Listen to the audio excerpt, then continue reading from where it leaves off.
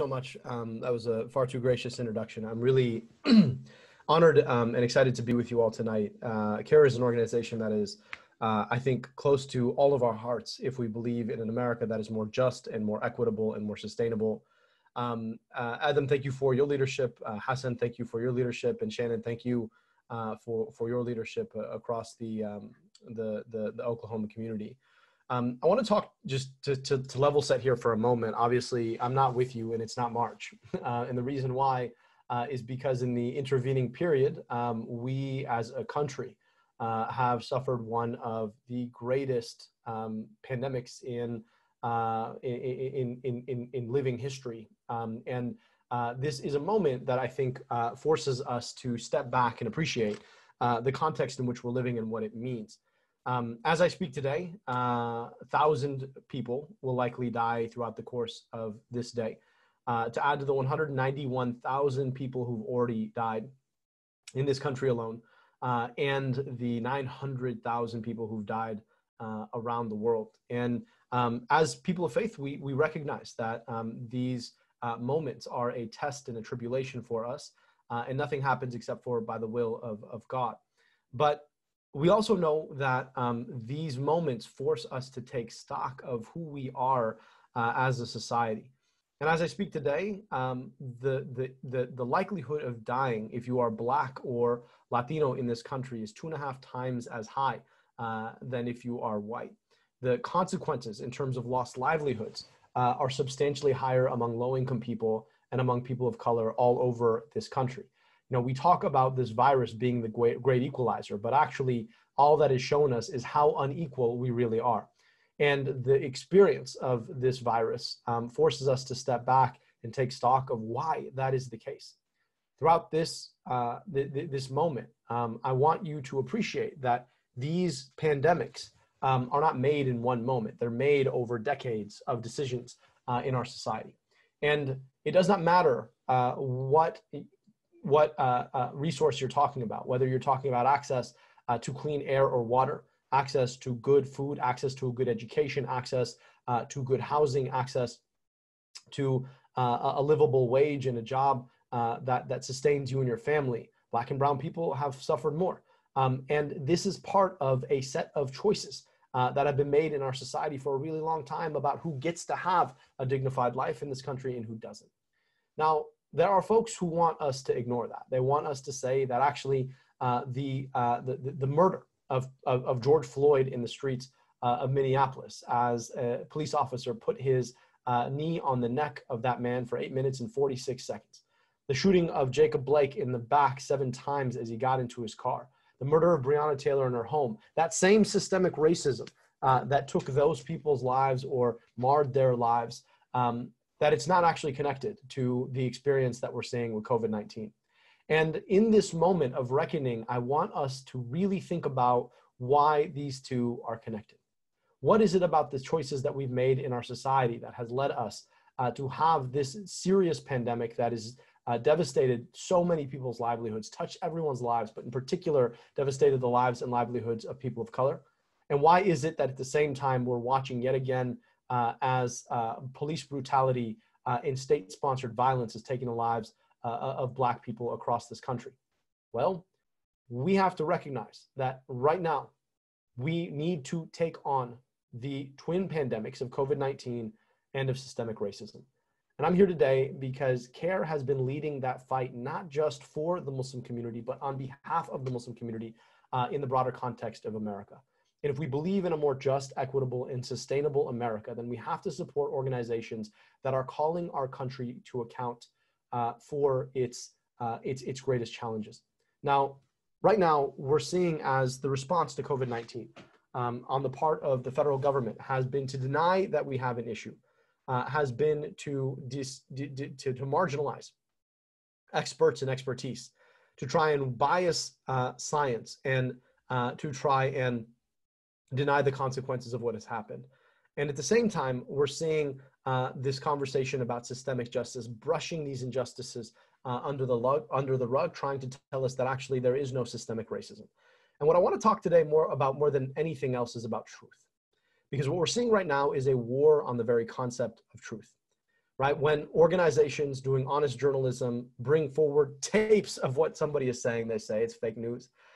When scientists follow the scientific process that has allowed us to discuss with one another across the country in real time, the same technology, right, the same scientific process, when that process shows us that something as simple as a mask can save thousands of lives, or that we should wait for the science about a particular treatment, they say, well, you know, that science is just a set of opinions.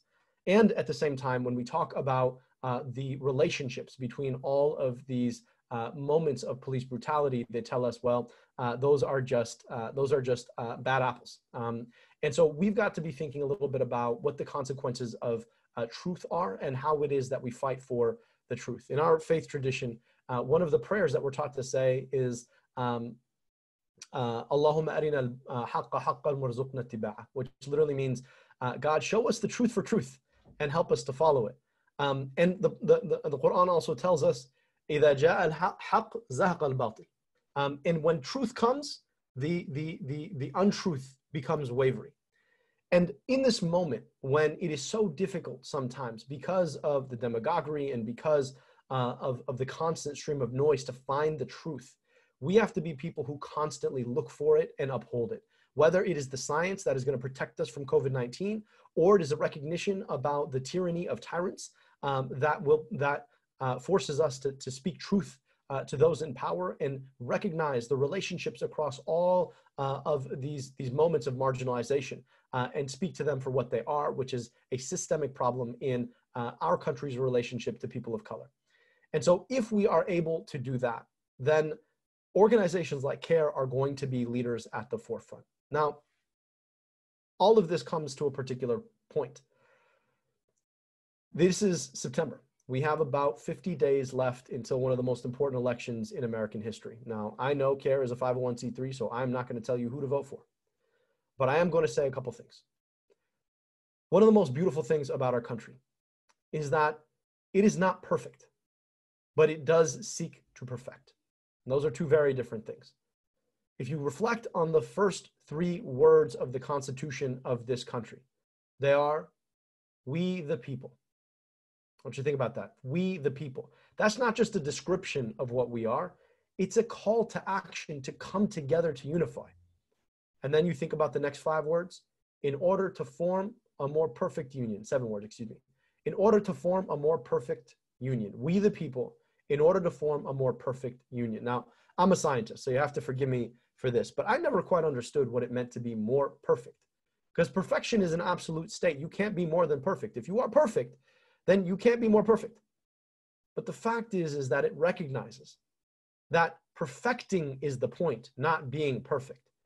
But then you have to think about how those words are put together. We the people, in order to form a more perfect union.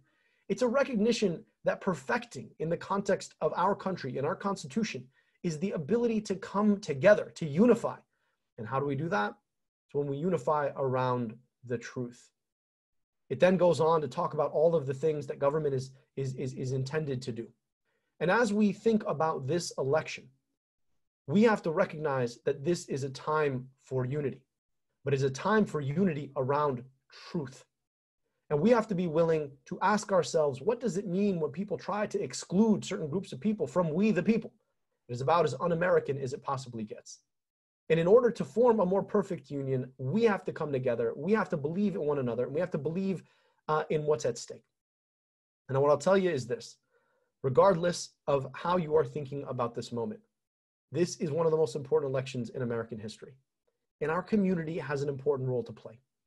We have to come out to lift our voices because we have a responsibility to impress upon this country that we belong here, that we are part of this country, and that we have a voice at stake, and we believe in the truth, and we want to come together around it.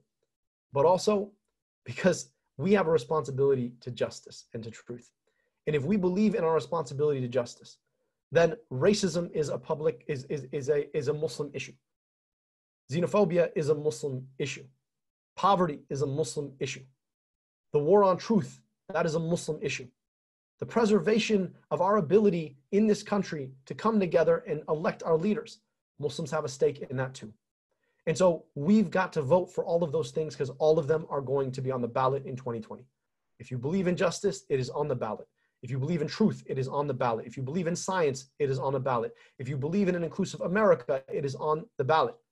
And we have a responsibility to come out and to lift our voices and to make sure that we are siding with each other for truth. This country of ours is an incredible place. It is a place that is incredible not because we always get it right, but it's incredible because we always try. And unfortunately, over the past several years, we've seen our country take several steps back, whether it's failure to act with respect to this pandemic, whether it's a failure to engage with the systematic challenges that have led to the deaths of dozens, if not hundreds of Black people and brown people at the hands of police. These are issues that we know we can take on. But the only way to do it is to come together, to unite, to build forward, to lift our voices, to stand on the side of justice, and to stand on the side of truth. CAIR has been doing that for an incredibly long time. These are challenging times. I don't have to tell you that doing a fundraiser via Zoom is not the best way to do a fundraiser. And I would wish I was in the room with you in Oklahoma, but circumstances have changed that. But never has an organization like CAIR been more important than it is right now, because the challenges toward truth and the challenges to justice, we see them manifested every single day. And so we have to fortify those organizations that are fighting on behalf of truth and justice. And CAIR is one of those organizations. For a long time, CAIR has had the back, not just of the Muslim American community, but has had the back of anybody who is struggling and suffering injustice across our country. And so I am hoping that despite the fact that we are here on Zoom, despite the fact that we cannot be together in one place, that you will step up, and as we do the work for justice and truth, that you will support this organization that has been leading this fight for a long time. I'm really grateful to be with you tonight, even if it means that we're not sharing space. I do hope that we get that opportunity to see one another again soon.